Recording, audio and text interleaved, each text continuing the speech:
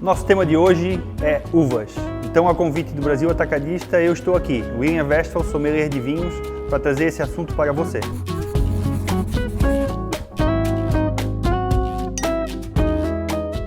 Então, como é que nós podemos diferenciar as uvas?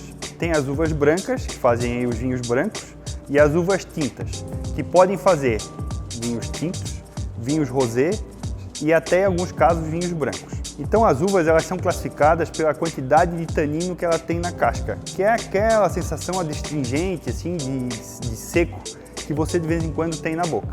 Então, você que quer fazer a transição entre um vinho doce e passar para os vinhos secos, entenda que existe diferença entre as uvas e elas vão trazer aí vinhos de mais leves a mais estruturados.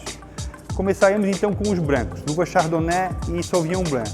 São sempre vinhos muito aromáticos e que trazem aí uma leveza no paladar e uma acidez sempre mais alta. Então são vinhos para quem vai iniciar.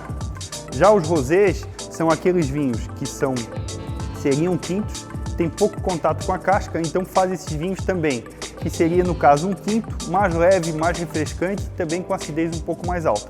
Também vinhos mais fáceis de beber. Já nas uvas tintas, você que não é muito fã dos brancos e dos rosés, deveria iniciar então com a uva Pinot Noir, que é a uva tinta que é mais leve. Ela harmoniza melhor com coisas leves e também é muito mais fácil de beber. Já os vinhos com um pouco mais de estrutura, que a gente chama de estrutura média, são então de uvas Merlot e uva Cabernet. Agora, os vinhos estruturados, aqueles que a gente chama de tintos porrada, são Cabernet Sauvignon, Tannat e Malbec.